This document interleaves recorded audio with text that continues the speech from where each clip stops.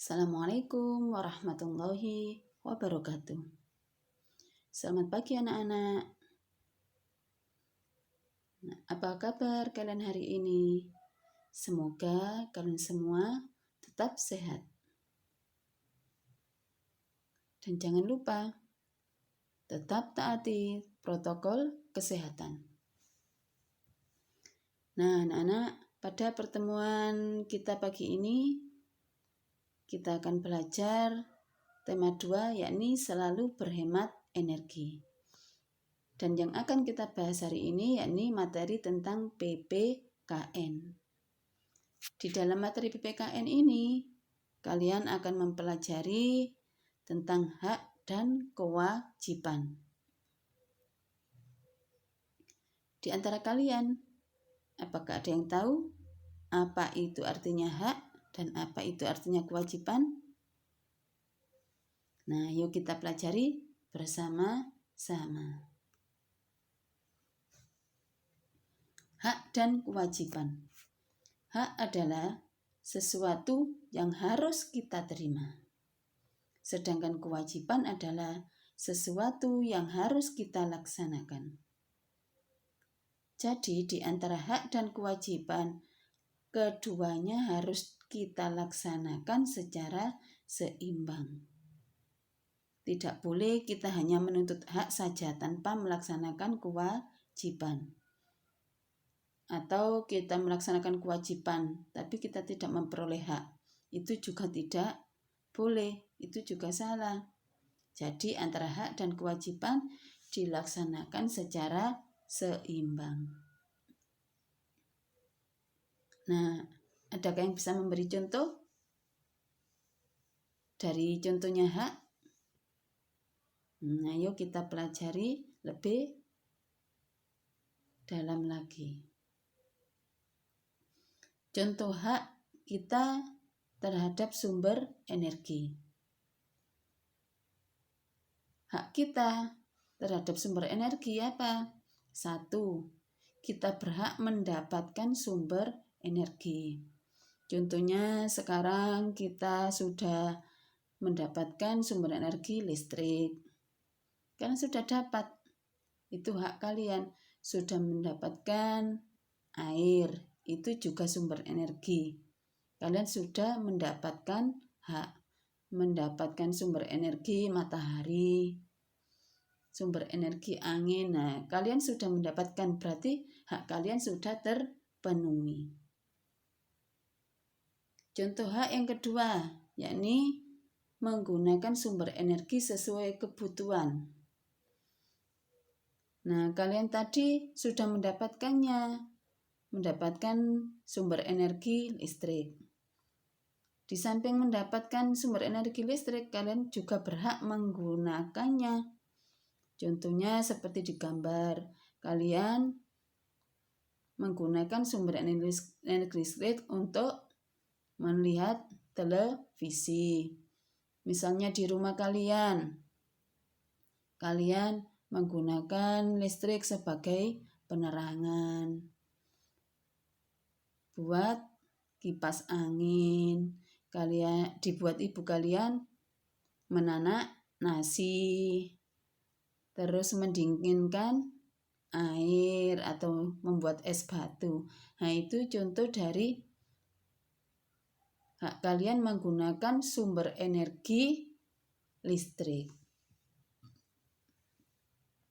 Sumber energi yang dari air kalian juga sudah menggunakan. Air kalian gunakan untuk mandi, mencuci pakaian, mencuci peralatan-peralatan rumah tangga, atau yang lainnya.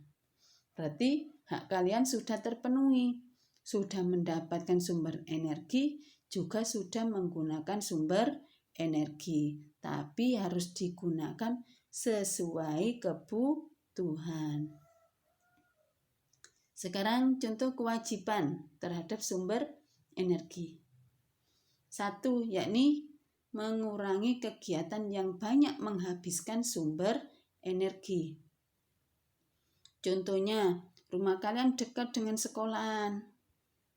tapi kalian minta diantar naik sepeda motor. Berarti kalian belum melaksanakan kewajiban untuk mengurangi kegiatan yang banyak menghabiskan sumber energi. Seharusnya kalau rumah kalian dekat dengan sekolah, kalian cukup jalan kaki atau lagi naik sepeda ontel. Nah, itu adalah kewajiban kita mengurangi kegiatan yang banyak menghabiskan sumber energi. Contoh yang kedua yakni menghemat air. Nah, ini yang sering kalian pakai misalnya di sekolah. Kalian itu mencuci tangan tidak selesai-selesai. Berarti kalian belum melaksanakan kewajiban menghemat air. Gunakan air secukupnya. Kalau sudah, dimatikan. Nah, di rumah misalnya juga mengisi bak kamar mandi. Kalau memang sudah penuh, cepat-cepat dimatikan. Jangan dibiarkan sampai airnya tumpah. Berarti kalian belum melaksanakan kewajiban dalam menghemat air. Jadi gunakan air sesuai kebutuhan. Contoh yang ketiga, yakni menghemat penggunaan listrik. Nah, ini yang sering kita lalai. Kewajiban kita menghemat penggunaan listrik dengan cara apa? Misalnya kalau lihat televisi. Kalau memang sudah ngantuk, cepat-cepat dimatikan. Jangan sampai kalian ketiduran, TV-nya masih menyala. Jadi itu namanya kalian dilihat televisi. Bukan televisi kalian lihat, tapi sebaliknya. Contohnya lagi, kipas angin. Kalau sudah tidak digunakan, matikan. Contohnya lagi, lampu. Kalau siang hari, lampu matikan. Jadi kita harus menghemat penggunaan listrik, digunakan sesuai kebutuhan.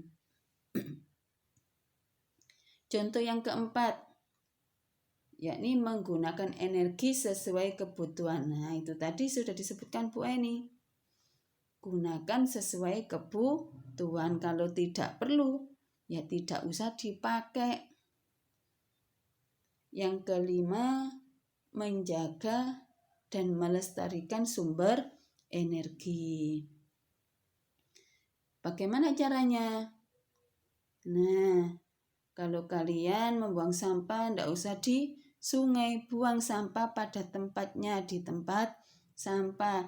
Dengan begitu kita akan menjaga dan melestarikan sumber energi air. Kalau air kalian buang sia-sia, berarti kalian sudah tidak melaksanakan kewajiban. Kita jaga energi yang sudah ada yang diberikan oleh Allah.